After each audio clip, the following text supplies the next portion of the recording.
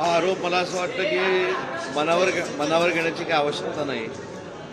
विद्यार्थ्यांच्या आंदोलनावर आरूढ होऊन मतदारांनी नाकारलेले पक्ष आज विद्यार्थ्यांच्या आंदोलनामध्ये घुसून स्वतःचं राजकारण करतायत. त्याच्यातला हा एक युबीटी पक्ष आहे.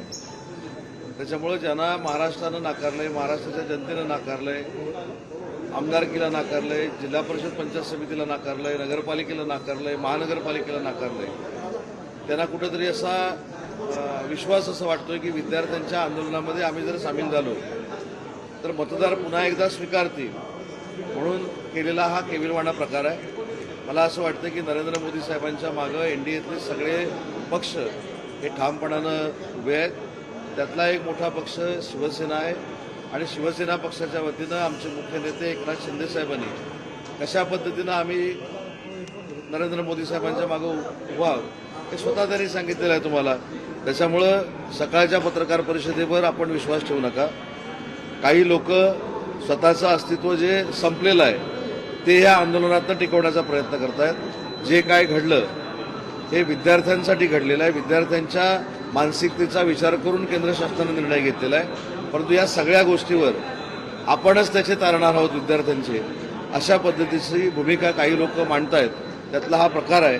आणि अजून एक मी आपल्याला महत्त्वाची गोष्ट सांगतो की ज्यावेळी हे आंदोलन संपलं त्यावेळी आंदोलनाच्या बाबतीतला निर्णय विद्यार्थ्यांनी जो घेतला होता त्यामुळे आंदोलन घडलं होतं. परंतु आंदोलन संपल्यानंतर जे खरे नीटचे विद्यार्थी आहेत त्यांनी कशा पद्धतीनं घुसलेल्या पक्षांबाबत, आंदोलनामध्ये घुसलेल्या पक्षांबाबत त्यांची भूमिका मांडली हे देखील तुमच्याकडनंच आम्ही बघितलेलं आहे.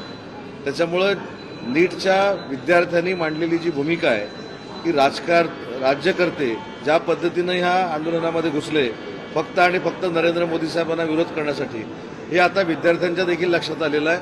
आणि पुढची वाटचाल विद्यार्थ्यांची हे सगळं डोळ्यासमोर ठेवूनच असणार आहे. राज्यामध्ये बदल होण्याची चर्चा जोरदार पक्षात सगळ्यात सुरू आहे. तुमच्या पक्षामध्ये अनेक नेत्यांचं म्हणणं असं की जर का ते दिल्लीत गेले तर राज्यात पुन्हा एकनाथ शिंदे यांना मुख्यमंत्री करावं आणि ते पण त्यांच्या नेते. याचं उत्तर मी अनेक वेळा दिलेलं आहे की भारतीय जनता पार्टीच्या प्रत्येक व्यक्तीला असं वाटत असतं की माननीय देवेंद्रजींना उच्च पद मिळालं पाहिजे. तसं शिवसेना म्हणून आमची देखील भूमिका असते माननीय एकनाथ शिंदे साहेबांना मोठं पद मिळालं पाहिजे. त्याच्यामध्ये आमच्या शिवसैनिकांची भूमिका वावगी आहे असं कोण मानत नाही. आले का सर?